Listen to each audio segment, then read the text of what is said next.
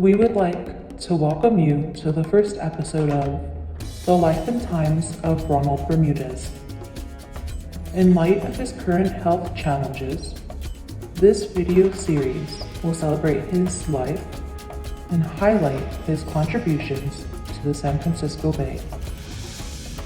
This episode illustrates how he helped young musicians reach up and become better versions of themselves.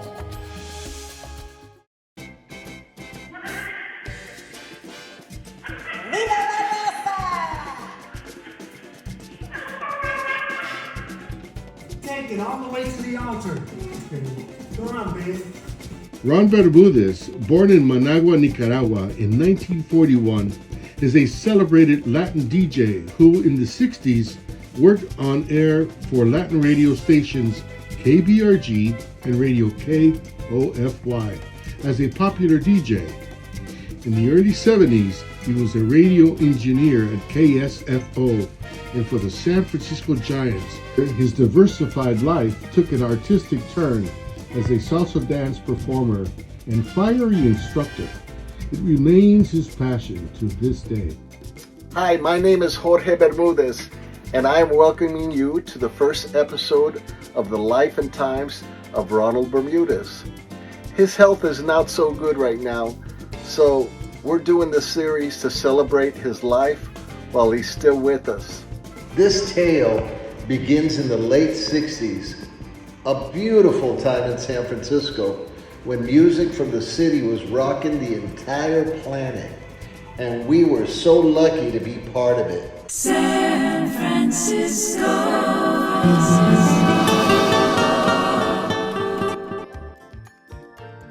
Jorge Bermudez. Yeah, man. Thanks for inviting me to the Mambo Extravaganza. Let's talk about the early 60s when you and Coke had your orchestra and you met this young DJ named Ronald Bermudez. And what did you guys do together? Okay. Hi, this is Pete Escobedo, and just want to make some positive comments about Ron Bermudez because he was such a great help to me and my brother Coke. We were, young guys just starting out, didn't know the business, we didn't know where to work, where to play. And, those kind of gigs would scare us, but Ron was there for us. We met him at an early age, and he helped us along by giving us a lot of advice, and of course, he hired us. So Ron helped us quite a bit because he introduced us to some places to play and talked to some club owners and promoters that, we were a good band, we sounded good, and that, he recommended us for a lot of things. Hey, Pete, let's talk about that funny gig Ron got you on Mission Street in the furniture store window. One of the funny things that we used to do was he got us a gig in a furniture store. I guess people would pass by and get at us, and I guess they thought we were crazy, but it was all in fun, and you know what? It was just a memory that I have of the kind of things that Ron... He got you a lot of good gigs, too.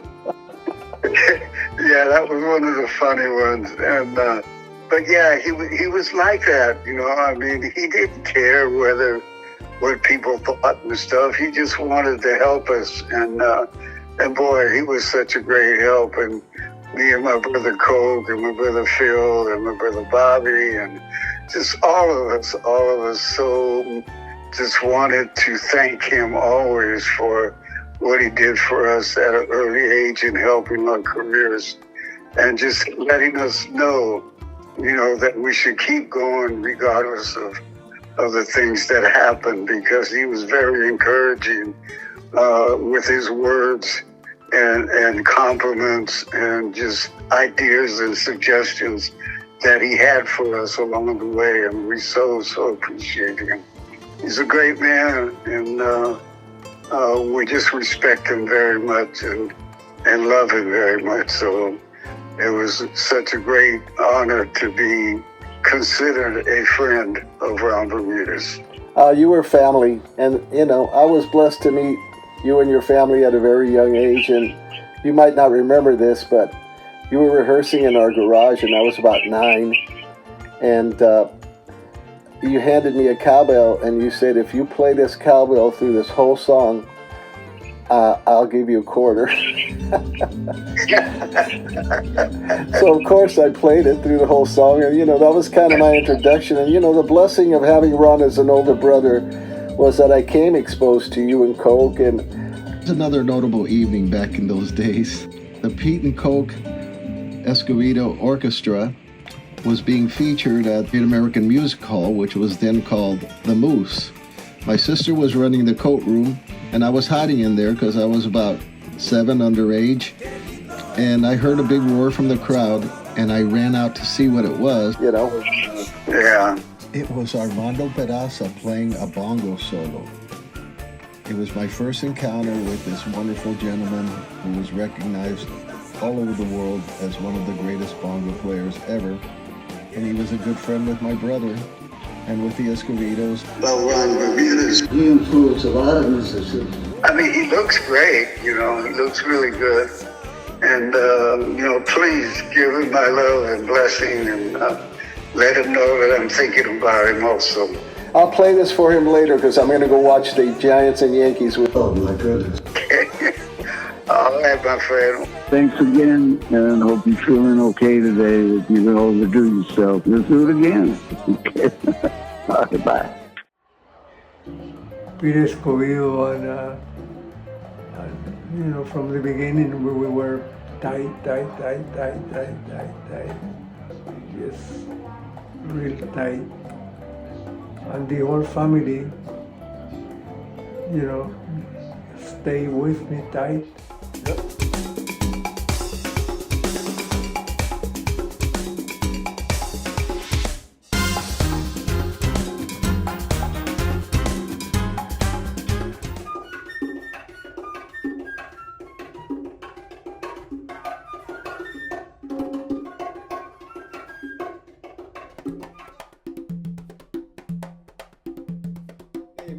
My name is John Calloway. I'm a native San Franciscan.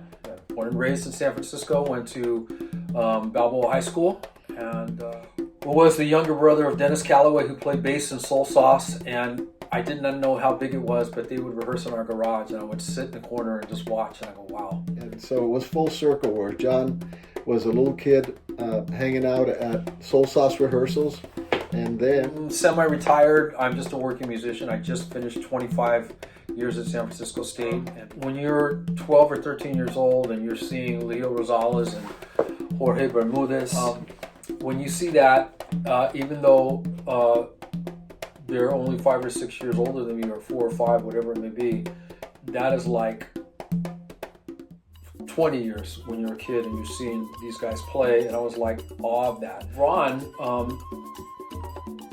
Bermudez was part of the scene. I think he was the manager of the group. And the best thing was he never forgot who I was. I was a little kid in the back.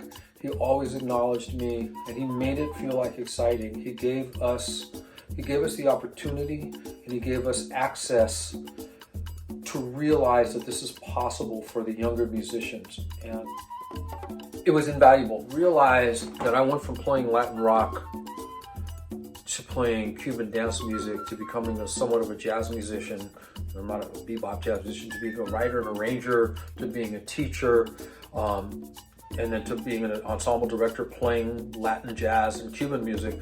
None of that happens if Ron is not there. Ron is one of the first steps, right? That was seminal and essential for my development as an artist. I have a lot of love for Ron. Ron, the most special thing Ron did for me, and I wish I had the tape, but I can't find it right now, but I have it somewhere buried in my domicile here. In 1974, 50 years ago, almost to the month, Ron came by my mom's house, and unbeknownst to me, came by and rang the doorbell, and he goes, "Here's a tape." And it had Azteca Live. And I tell you, I listened to that recording, I was in awe, and I go, I want to be like that.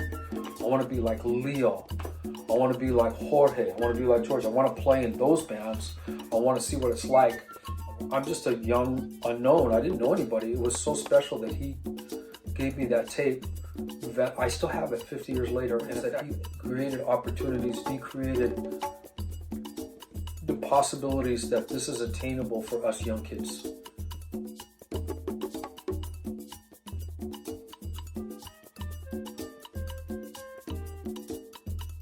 When you're a kid and you see other musicians coming from all over the city to play, it's like, you're like, man, you're amped and you want to play at that level. And you know, he did that at O'Connell, he did it at Everett. That one at Everett was phenomenal because Chipito and Coke Escovedo were there and they had a Tibala battle. And I'm like in awe of Coke Escovedo, and I was in awe of Chipito as crazy as he was, but Coke, you know, and Pete were like, wow. When you see that and you're 15 years old, you go, I'm around like Willie Mays who would say, so tell me something about Latin rock, or don't just want to be around you because you know all these people, right?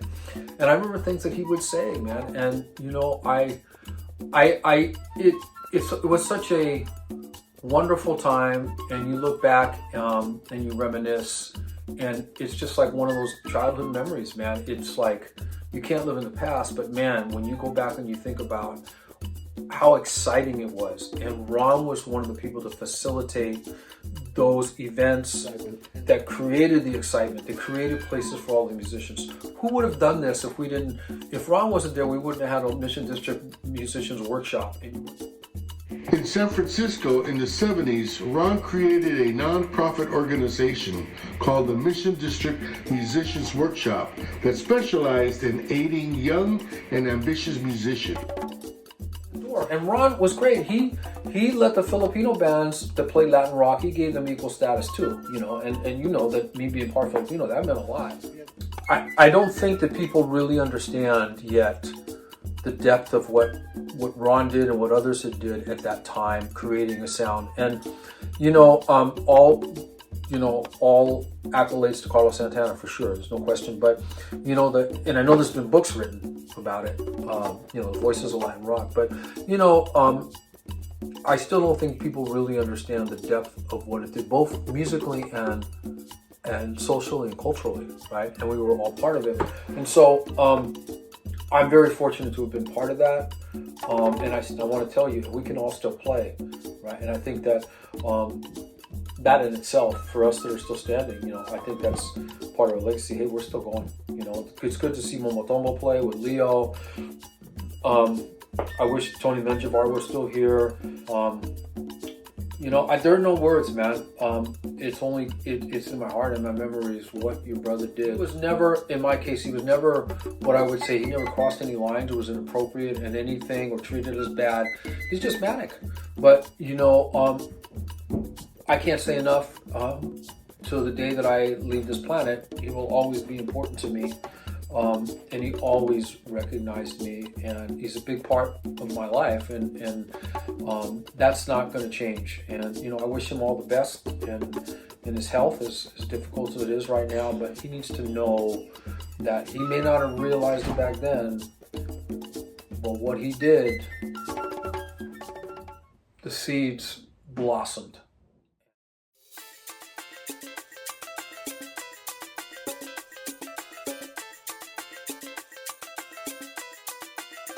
Yeah, you know, I'm Frank Zimico, and I was Leo's neighbor. We lived around the corner. I lived on Curtis. He lived at 1260 Naples, and we were just good friends. You know, became good friends, and no matter what it was, Leo would really put everything he had into it, and his energy level he would just run circles around people, but he'd always pester people too. But he was a great guy, and I had a band, and I was the drummer, and Leo was a percussionist drummer, and he'd always say, "Frank, can I play? Can I play in your band, or you know, just play a song or two, you know?" And I go, "No, Leo, you can't do that. It's my band now. No, why do I want you to play my? You know, number one, I didn't want him to play. Number two, it was my band, and number three, he was really good, and he might take my place." My name is Leo Rosales, heritage fellow Nicaraguan, born in San Francisco, and parents are from Nicaragua, and they immigrated in the late 40s. I was born in San Francisco in 1954. I was brought up in a cultural neighborhood where the in-laws of my mom lived down the street, and she lived on the other side, and we kind of grew up in that framework. And of course, being from a Latino cultural family, there was always a lot of festivities and celebrations of whatever the case was. And usually every Friday night, Saturday night, the families got together and played cards, drank, sang, danced, and being brought up in that and watching all of that, I found that music was something that was really important because it stirred something up inside that I didn't really know until I got older, when I watched black and white TV, the American Bandstand, Ted Mack Amateur Hour, the Ed Sullivan Show. Leo Rosales' musical legacy is second generation. His uncle, Edgar Rosales, played congas for Latin jazz great Cal Jader in the 50s. Orale!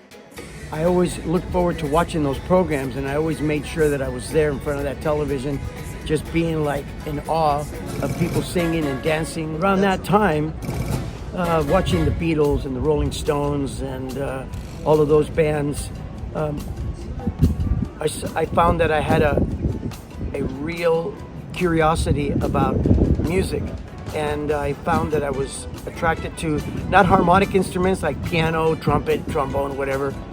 I like the sound of rhythmic instruments, drums, congas, timbal, and I'd always get like attracted to listening to the music that my parents listened to and the rhythmic stuff. So as time went on, that became a passion, and then when we were in Catholic school, we started our own little groups, garage bands. We dress up like the groups that were popular at that time. I was in Epiphany, and then the Monkees, Paul Revere and the Raiders, the Loving Spoonful, all of those groups were coming out, and that was attractive. It was like something that was cool, that was a little different than what we were used to.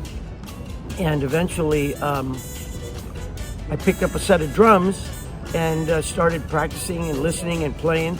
I met you, and we started getting involved in little bands like JJ Mad, and I met Ron through you, your brother. We were only, we were like 14 years old, somewhere around there, and music wasn't part of our thing yet. We were playing baseball in Catholic school, and not old enough to be let out till all hours of the night.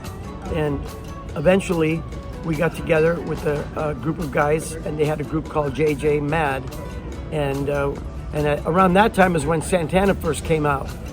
So that was like, it's very stimulating to us because there was instruments that they were playing that we weren't really used to. In the 60s, Leopoldo Rosales Sr. granted Ronald Bermudez his first DJ job at Radio Coffee, where Leopoldo Rosales Sr. was a very popular DJ. Viva Nicaragua! As a DJ, my older brother Ron Bermudez kept our household in the mission alive and jumping all the time with constant music flowing at all times. My mother, Olguita, was a singer, and she filled my head with beautiful melodies. This led me to a life in music and my eventual meeting with Leo Rosales. Leo had one conga drum that he had inherited from his uncle, Edgar Rosales, and we just used to jam out on that drum and didn't really know what we were doing at first, but it fed a passion. We shared our junior high and high school years with Santana great conguero Raul Rico. We all came into the awareness that the drumming was wonderful.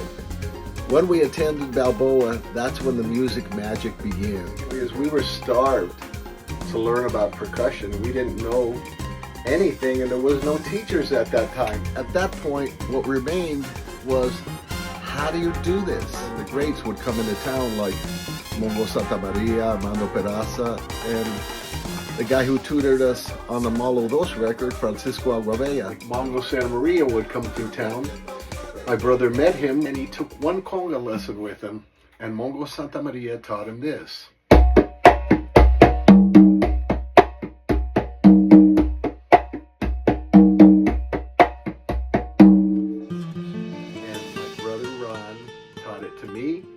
I taught it to Raul Rico and Leo as well. Please have a listen to this interview and conversation I had with Raul Rico back in 1998. Fills in the blanks about the passion we had for playing conga drums and the need to do it right. First time I heard the conga was the Santana Blues Band, 1967. And I heard the conga and it just drove me nuts. I had to hear more of it. You and I, we would learn things wrong because we would listen to the albums and we wouldn't know which hand was doing what. Yeah, we would have to guess. And then we'd have to wait until Mongo or Armando or somebody would come through town, and then we could kind of go and look and see if our guess was correct. And oftentimes our guesses were incorrect, so we had to unlearn it and then learn it again. Right. And eventually we found those instruments somewhere, and then eventually your brother Ron saw some talent in us, and he started to groom us in certain directions, and he was very protective of what we were doing and how we should be behaving, and because it was during the 60s where there was a lot of drugs, rock, and everything else that went with the music scene. So yeah, I'm Mario Vega. I was a sax player, and I also played flute. And I don't know if you remember, I used to play harmonica. Well, I still do. And yeah, Richard Bean, who I've been playing with for going close to 30 years now. Yeah, I first met him through Ron.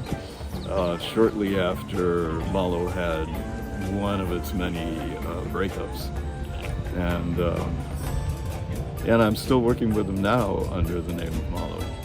Ron introduced me to El Chapito. You know, he was always very encouraging. He was always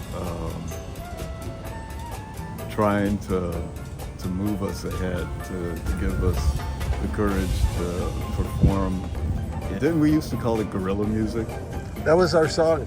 Yeah, but that's where it came from, because that's how he kind of ran us. We were like guerrilleros going out there. We would just show up somewhere and play. We'd just show up and play. Not invited. Yeah, uninvited, sometimes invited. Well, that's how it was. He wanted us to get somewhere. He wanted to see us play in front of people. He had total faith in us. He just pushed us in, like I said, and sometimes in strange situations, but you know, he always had our back. He was always do it, you know, push.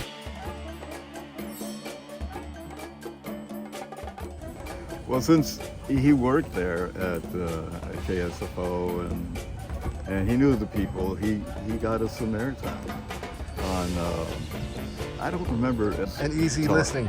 Yeah, and well, we weren't doing any of those things. But since Ron was the engineer for the Giants, he got us airplay. He just got us in there, and yeah, that's probably the first time I heard myself being played over the radio. So, and we were all of 16.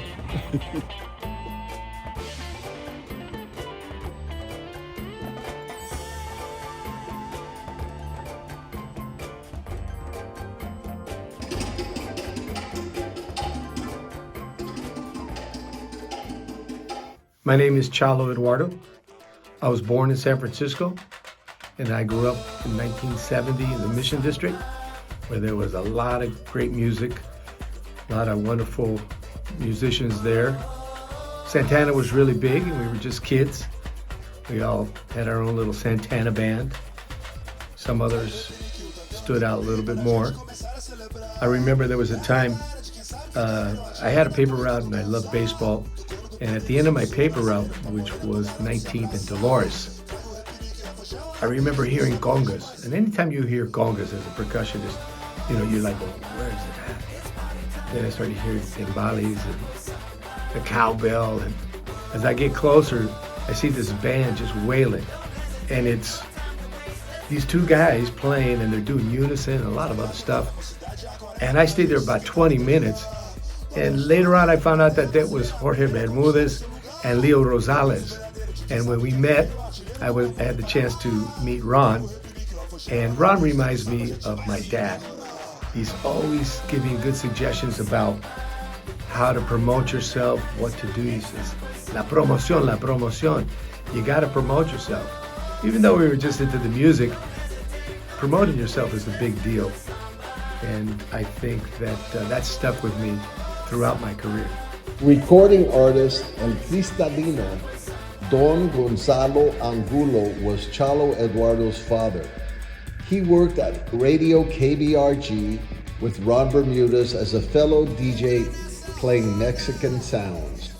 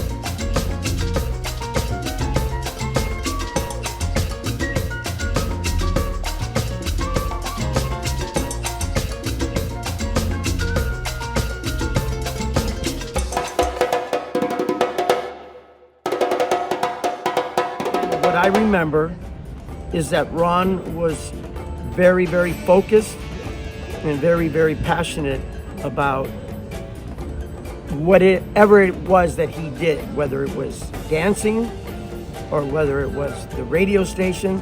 And then when he saw that his brother and his friend had talent, he encouraged us to go forward with it. And never trying to control us or do what he said we should do, but he wanted us to really dig deep for the passion that we had in the music that we were attracted to. And then when he saw that we were getting to that place, then he began to help us out by finding, we played everything, from baptisms to street fairs to birthdays. We played everywhere and anywhere. I remember Ron Bermudez was the manager of a really dynamite band called Soul Sauce, and Jorge and Leo, they practiced, and being their neighbor, I heard them. I heard Leo nonstop. I remember one summer when I could hear drums from my rumpus room in my home, just around the corner from Leo, and I could hear him day and night. And I know Jorge was practicing with him, playing with him. And once I went over there just to see what the heck was going on. How did it last so long? And Leo was just dripping wet with sweat. It was hot out. Man, he was just playing away. And it was just wild. I was just always in awe of how tight the percussion, the horns, everybody was great. So I was just blown away by the band. The band was fantastic. I knew those guys were going to play and do well and be great musicians, and they are.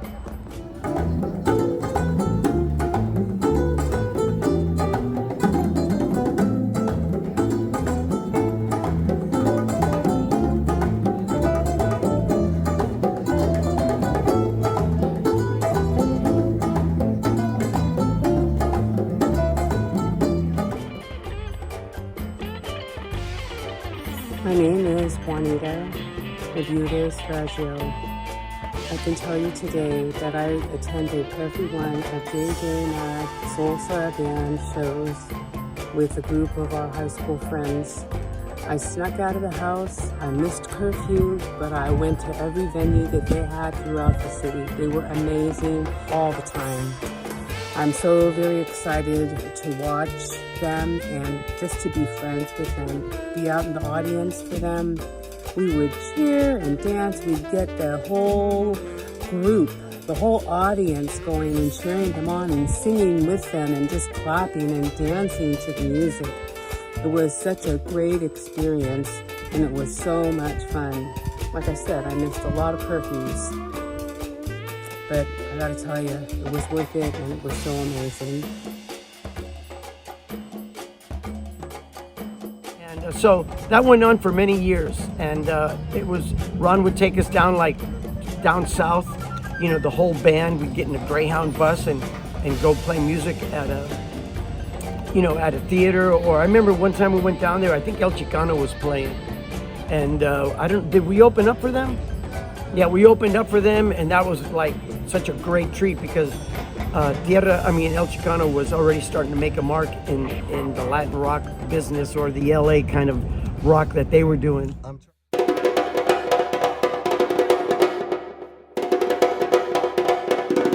Bay Area radio and TV personality Marcos Gutierrez and Ron Bermudez got the Soul Sauce Band on many gigs supporting the Cesar Chavez movement, who were helping to improve conditions for the farm workers.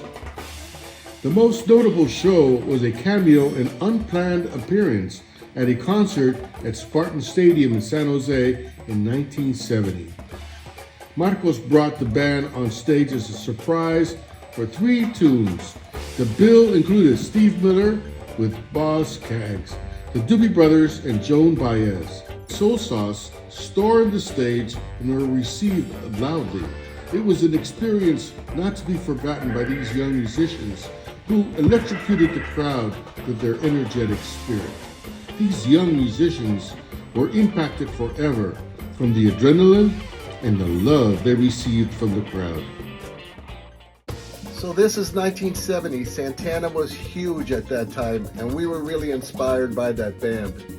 And so my brother, having known Chepito Areas from Nicaragua, arranged for me and Leo to go hear the Abraxas album. Chepito was very kind to us. At that time he was married to Deborah, and they invited us into their home. Ron had a great habit of exposing Leo Rosales and I, and any of our friends that happened to come along, to great music. He'd take us to concerts. Ron continually, had his eye on us, and he would make sure that we were practicing. Look, we ate, drank, and slept music all the time. This is all that Leo, Raul, and I would think about. Ron recognized that passion and nurtured it.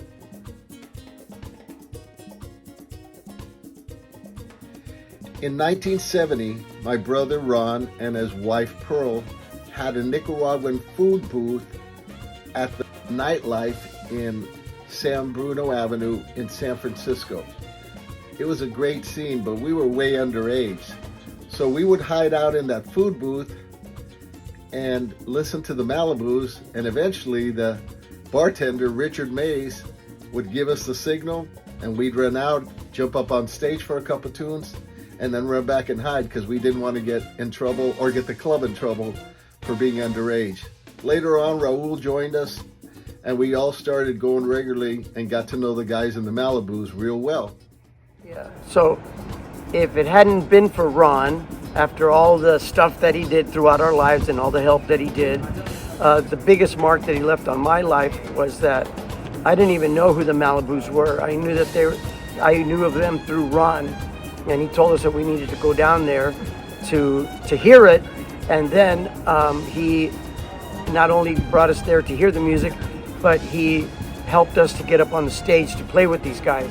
And we went there a lot. We went there maybe, I don't know, once or twice a weekend and hung out there and played and got invited to play. So I developed a relationship with the band members. And as time went by, we continued with our group. We went from J.J. Matt to a group called Soul Sauce. And during that period of time that Soul Sauce was playing and we're starting to, create our own music, Arcilio called me up and asked me to come and audition for his band. And he says, we're not called the Malibus anymore. We got a new name, and the name of the band is called Malo. So I was reluctant because I had invested a lot of time into playing with Soul Sauce and that was like our thing. And then when I expressed that to him, he said to me that his band already had signed a contract with Warner Brothers for 5 years, and that I wouldn't need to struggle to try to attain that same opportunity that they had received. So he told me just come down and give it a whirl.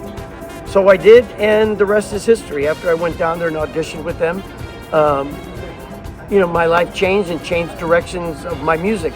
And that is all attributed to my good friend and brother, to Mr. Ron Bermudez. And for that, I'm eternally grateful to him for it.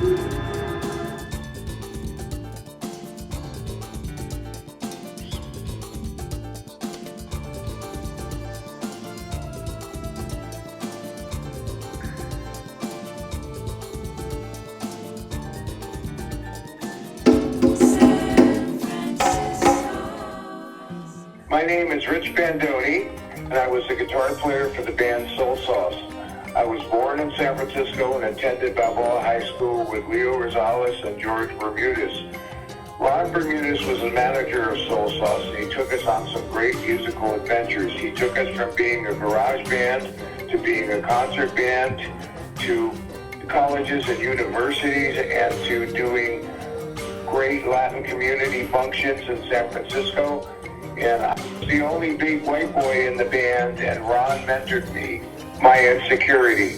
And he was great because I could always talk to him, and I could always talk to him about where the band was going, and he would tell me what he was doing for us, and he was always so positive that it was infectious. And I can't thank him enough, him being Ron. And you did for me, and I consider it quite a bit. You gave me inspiration, you gave me hope, and I can't thank you enough. Thanks to everybody that has been kind enough to put me up there and say that I'm a great person. Okay? Thank you, guys.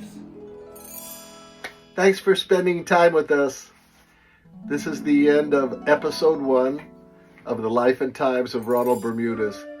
Stay tuned for the next episode, which will be a story about Ronald Bermudez and the Mission District Musicians Workshop, a nonprofit that benefited lots of young musicians aspiring to greater heights. Thank you so much, and thanks to my amazing cast of musicians who spent time with me to share their hearts about Ron. God bless all of you.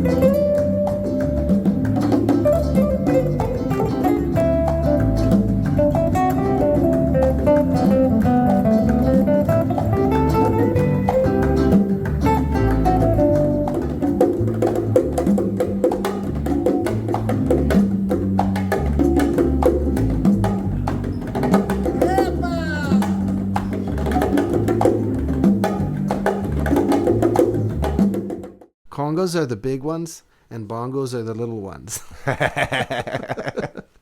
And they're not the big bongos. You know? Yeah, or bongolos, or that's what people. Or, yeah, they're not congas either. The big bongos. Yeah.